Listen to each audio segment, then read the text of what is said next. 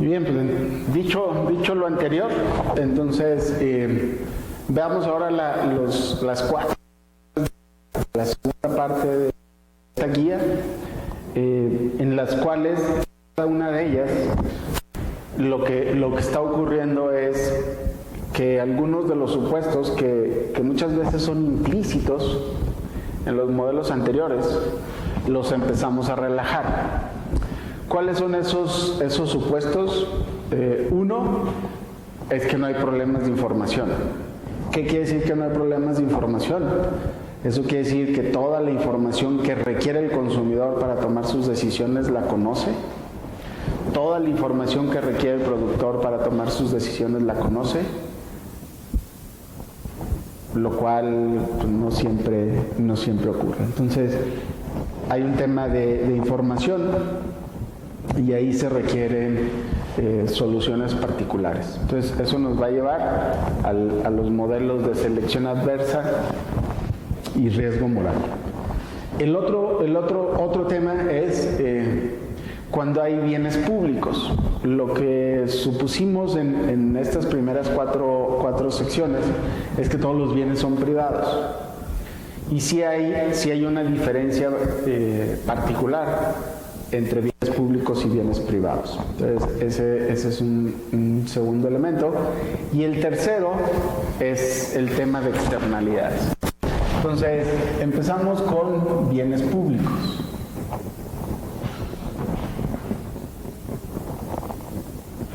Entonces, los bienes tienen más bien, no es que tengan. Hay dos características de los bienes. Y los tienen o no las tienen. La tienen o no la tienen. Y en función de eso, caracterizamos el tipo de bien. Entonces, hay un tema que se le conoce como exclusión. ¿Qué quiere decir exclusión? Es, si yo estoy consumiendo un bien, o hay un bien en el mercado, ¿qué tan fácil, otra manera de decirlo es, qué tan costoso es excluir a algunos consumidores de su consumo? Entonces, por ejemplo, un concierto en el Zócalo. Híjole, excluir...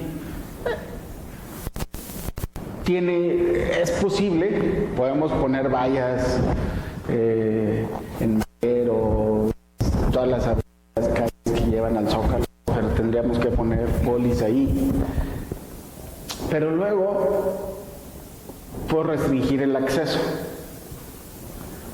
Pero incluso si yo me quedo donde está la valla, pues voy a escuchar la música. Y voy a escuchar a quien está cantando. Entonces, en sentido estricto, no me están excluyendo del todo. Y entonces, si me quisieran excluir del todo, el cerco lo tendrían que hacer más amplio, para lo cual requeriría más vigilancia.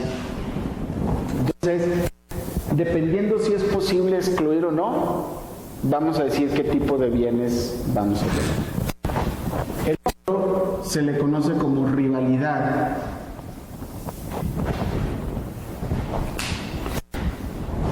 Y también los bienes tienen o no esa característica de rivalidad. Por ejemplo, ahorita aquí en este salón donde estamos, está la lámpara prendida. Yo estoy consumiendo ese bien, pero también lo están consumiendo todos los que estamos aquí. Entonces, el que yo consuma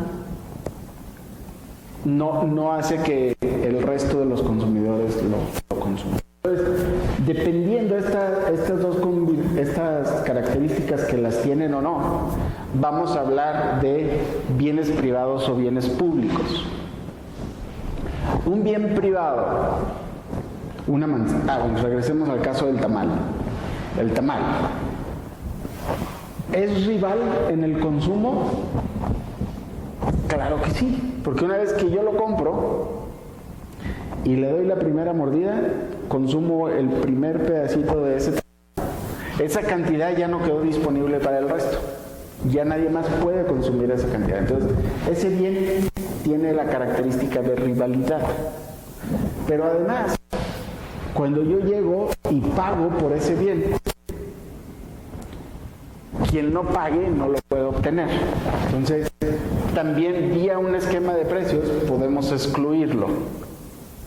Entonces, aquellos bienes en los cuales tiene la característica de rivalidad, que quiere decir lo que yo consumo ya no está disponible para otros consumidores, y tiene la característica de exclusión, que puede implementarlo vía precios, esos bienes son los bienes privados.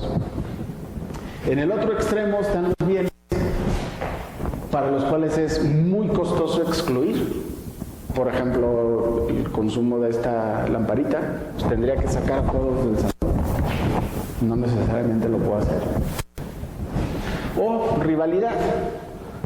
Lo que yo estoy consumiendo no disminuye la cantidad disponible para el resto. Entonces, esos bienes que tienen las dos características de no exclusión o exclusión muy costosa y no rivalidad, es lo que conocemos como bienes públicos. Ahora, para hacer la diferencia, le vamos a llamar bienes públicos puros. Es que no tienen los dos, porque hay algunos que tienen una pero no la otra.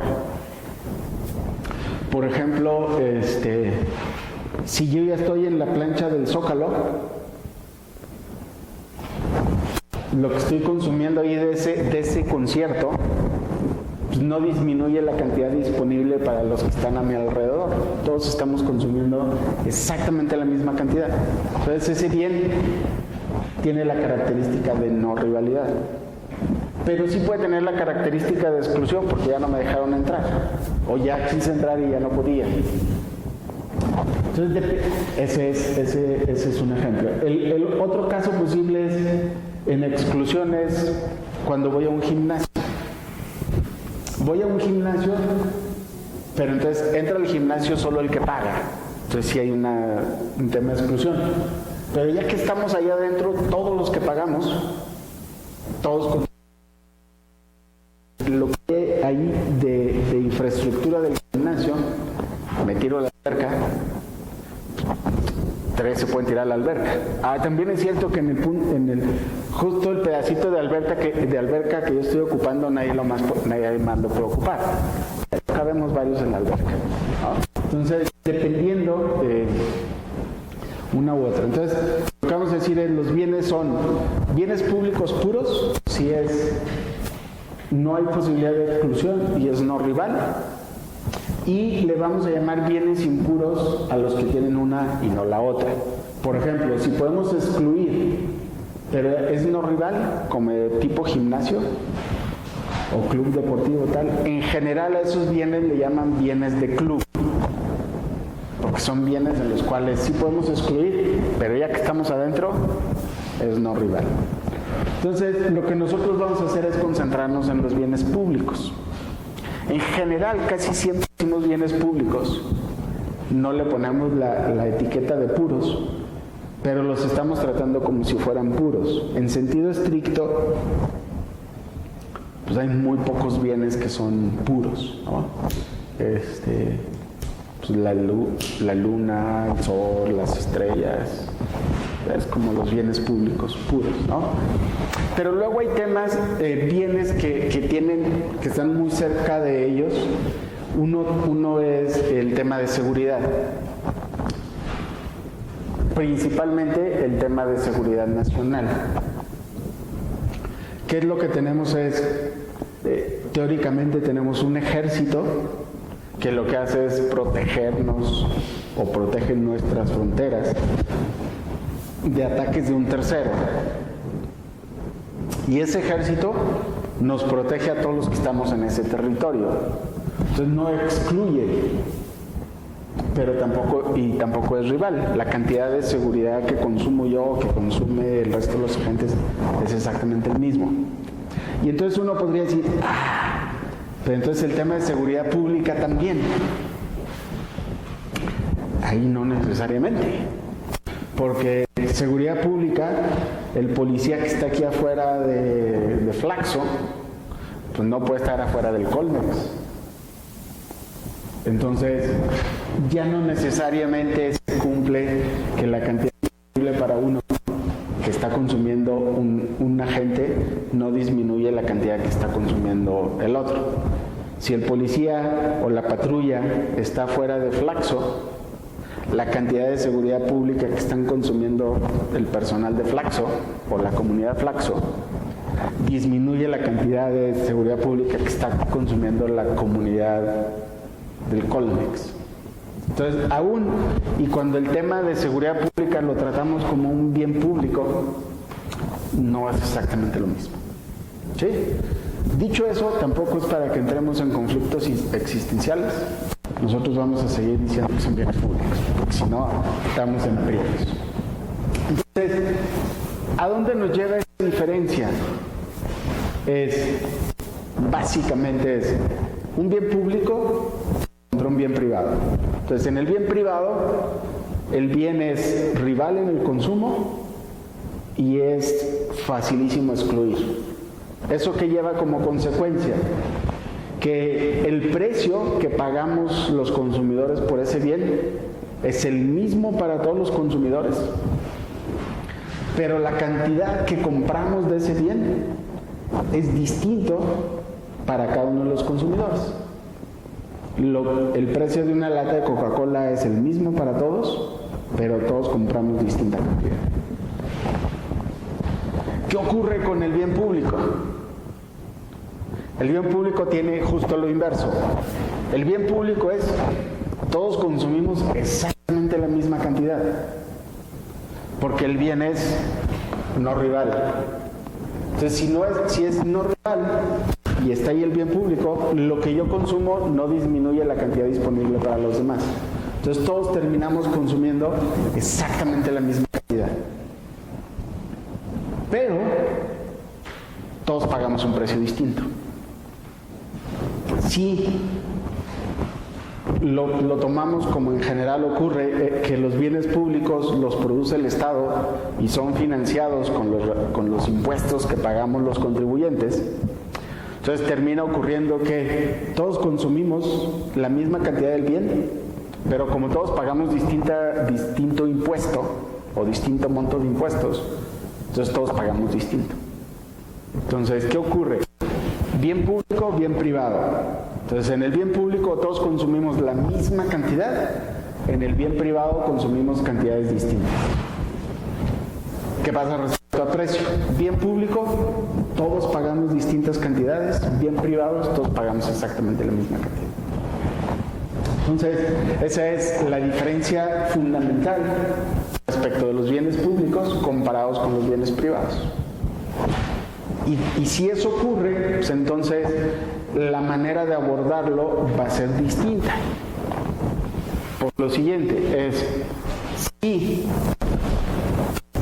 el bien, la cantidad disponible no disminuye cuando yo consumo, hablando de bienes públicos, y es bien difícil que me excluyan,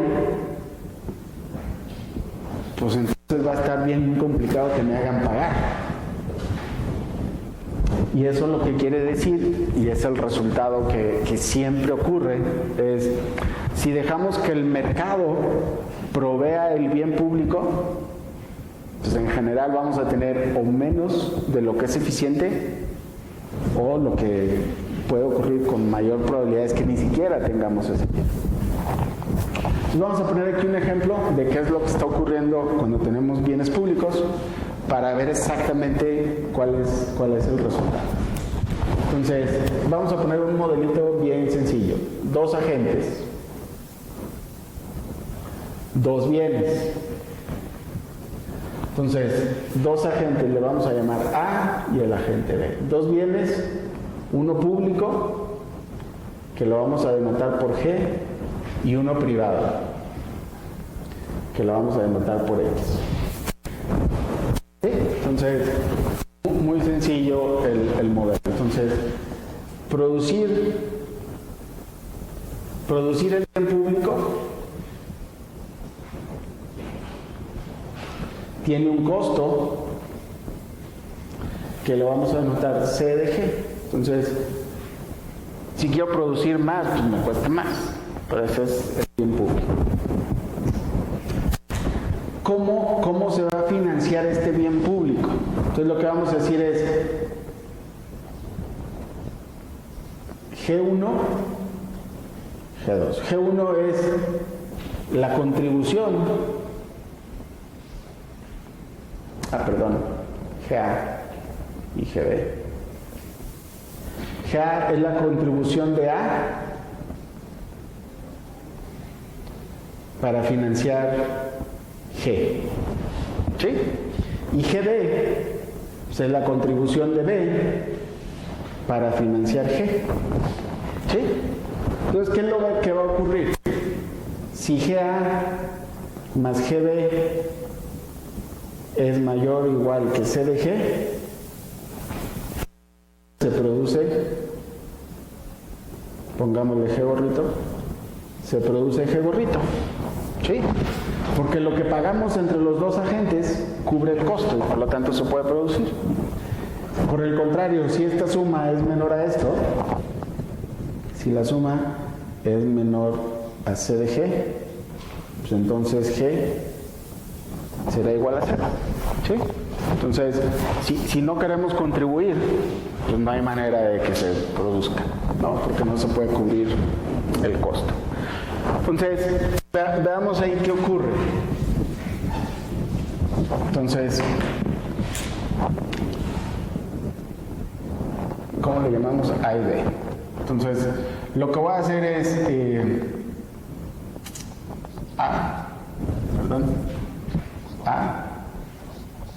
voy a poner aquí cierta información de A, cierta información de B, y lo que cuesta el costo del bien público cuando G es igual a 1.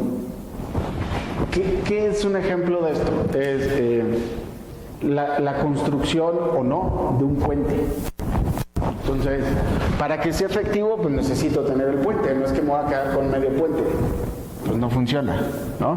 Entonces, este modelito que vamos a ver aquí es lo que se conoce como un bien público discreto, porque en este caso, solamente tengo dos posibilidades, G igual a 1, G igual a 0. Si G es igual a 0, pues este costo es 0, ya todo lo que diga es irrelevante, ¿no? Entonces el importante es cuando G es igual a 1, porque entonces hay un costo. Y ese costo le voy a denotar C. Ejemplos de eso, pues hay muchísimos. Se construye o no el puente, se construye o no el parque público, se construye o no, todo aquello que es una decisión discreta. Es muy distinto a decir vamos a construir o no una carretera, porque ahí sí la decisión sí puede ser secuencial. Entonces puedo construir la carretera desde la Ciudad de México hasta Mérida, por supuesto una carretera libre, ¿no? Para que sea un bien público, o voy a llegar solamente hasta Puebla o hasta Coatzacoalcos o hasta tal. Entonces esa decisión no es una decisión 0-1 como acá, entonces es una cantidad. Perdón, veamos las... Supongamos que esto vale 100. ¿Sí?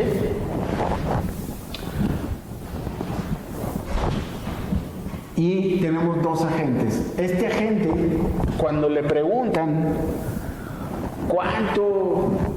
¿en cuánto valoras tú ese bien? El agente 1 dice, yo lo valoro, le voy a poner ahorita explico qué es esto, lo valoro en 80. Y este dice, yo lo valoro en 50. ¿Qué quiere decir esto? Esta R, que es distinta de esta G, estas G son las contribuciones. Esta R es, yo le pregunto a la gente A, ¿cuánto es lo máximo que tú estás dispuesto a pagar para que se construya el puente? Y el consumidor A, dice yo 80 máximo. ¿Eso qué quiere decir? Que si solamente existiera el consumidor A, esto no da para cubrir el costo. El B, le hacemos la misma pregunta y el consumidor B dice, no, yo nada más 50. La misma situación. Si existiera solo no hay manera de que se construya el puente. Entonces, ¿qué está ocurriendo aquí? Si sumamos lo que la gente da valor al puente, medido por lo máximo que está dispuesto a pagar, más lo que lo valora el B, entonces lo que tenemos aquí es 80 más 50, 130, que es mayor a 100, que es el costo. Entonces, ¿qué debería ocurrir? Desde la óptica de eficiencia, hay que construir el puente. Porque lo que están dispuestos a pagar, la suma, es mayor a lo que cuesta. Entonces, ¿qué nos dice esto? Que si se provee el bien público, porque es mayor a veamos lo que tenemos acá, lo que tenemos justo acá,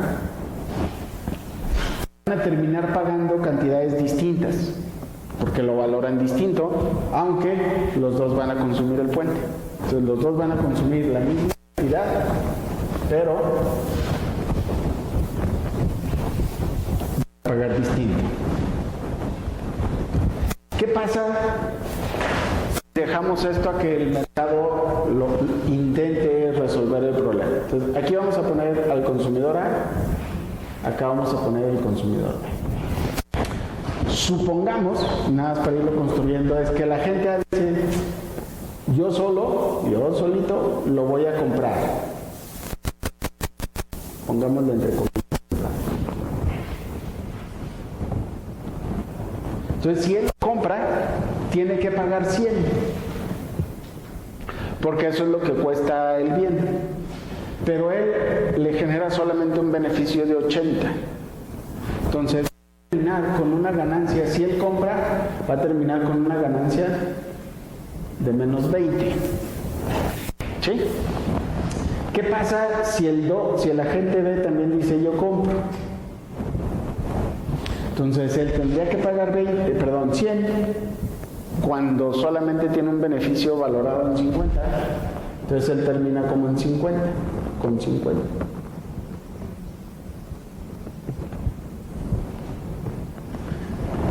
¿Qué pasa si el agente B, consumidor B, dice no, yo no compro? Pero si ya lo compró, pues ahí está el puente. Entonces lo puede usar. Entonces el agente A que compró termina con menos 20. Pero el agente B, que está disfrutando del puente, pero no está pagando, termina con una ganancia más abusado, 50. ¿Qué pasa si es la inversa? No compra. Si el que compra es el B, pues entonces tiene sus menos 50. Pero ahora el A, dado que el puente existe, pero él no compra o no paga, su ganancia es 80. ¿Qué pasa si ninguno compra? Pues no hay 0, 0. Entonces, ¿qué ocurre cuando dejamos que ellos dos o el mercado trate de resolverlo?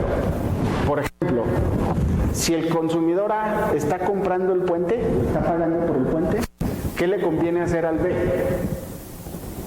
Si alguien compra, tiene menos 50. Si no compra, tiene 50. ¿Qué prefiere hacer? Pues no comprar.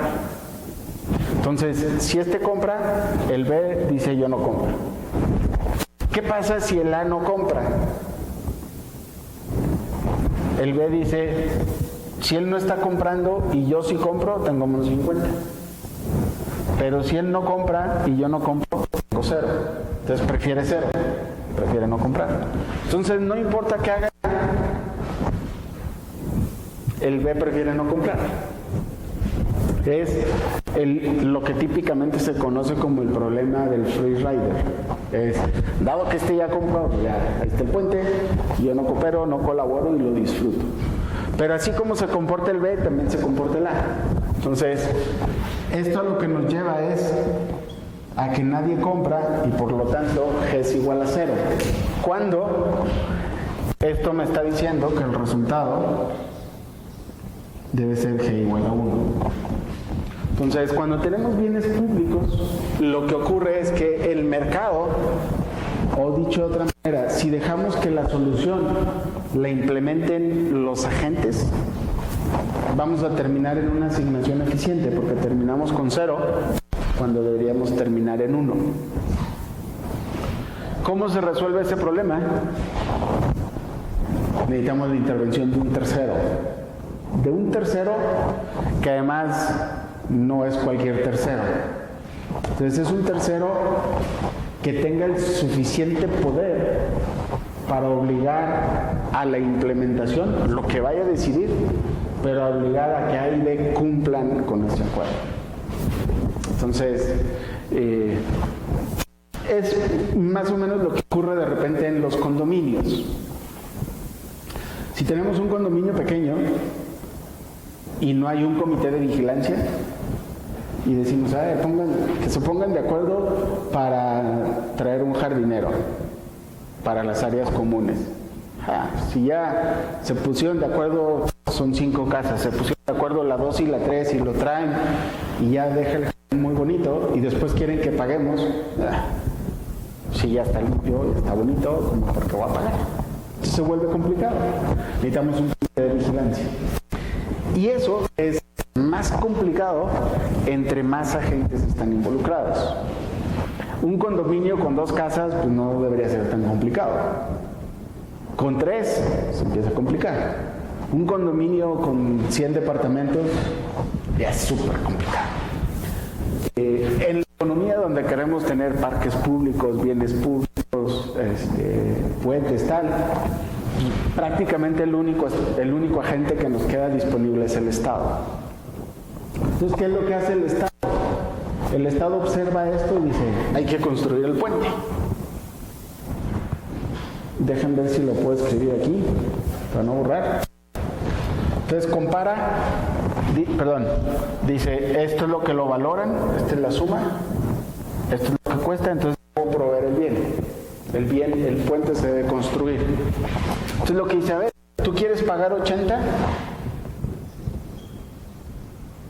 Te voy a cobrar 60. ¿Tú quieres pagar 50 o estarías dispuesto a pagar hasta 50? Te voy a cobrar 40. La suma de estos es 100, entonces con eso puedo construir el puente. Tú, agente A, que querías pagar 80, te cobro 60 y tienes un excedente del consumidor de 20, que es esto menos esto. Tu consumidor B, que querías pagar 50, te cobro 40, tienes un excedente del consumidor de 10. Entonces, la intervención del Estado permite que en lugar de tener 0, tengamos 1 y además los 2 agentes terminan con un excedente del consumidor. Eso solo lo puede hacer el Estado. O un agente que tenga el suficiente poder de coerción, para no decir que solo el Estado, que pueda obligar a que estos 2 paguen esta cantidad y les provee el bien público. Ese es el tema en bienes públicos. No importa cuál es el bien público del que estamos hablando. Ahora, como hay muchos bienes públicos y estar implementando este ejercicio para cada bien público, pues es complicado.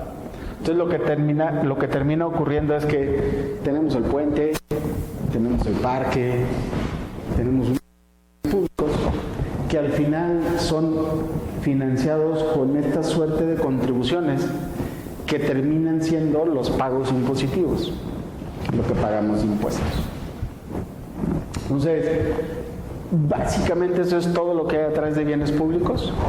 Si el bien público es discreto, como aquí, es continuo, entonces la decisión ya no es entre 0 y 1, sino entre la cantidad óptima del bien público. La lógica es exactamente la misma. En función de lo que logremos que contribuyan los agentes, es la cantidad de bien que se va a proveer. Entonces, la decisión es la misma.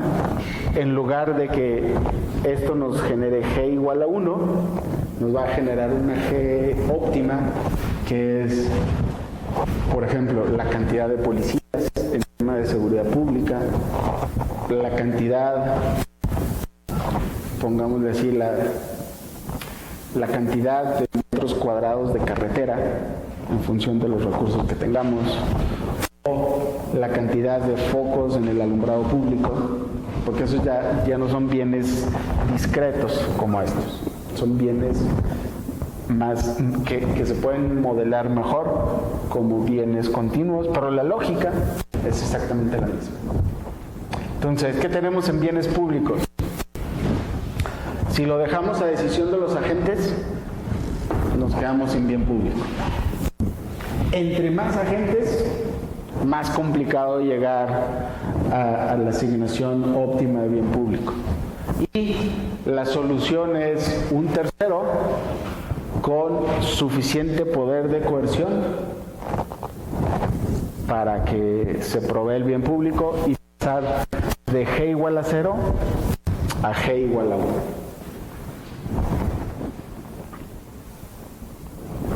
Ese es el tema de bienes públicos. Ya ustedes pueden pensar en cualquier bien público, sea discreto, sea continuo, y pensar cuál sería la política pública que haga que esta suma de contribuciones sea igual al costo para que el bien público se provea. Y con eso estaríamos terminando el tema de la primera sección de la segunda parte, que es bienes públicos, y cerramos ese y pasamos al tema de externalidades.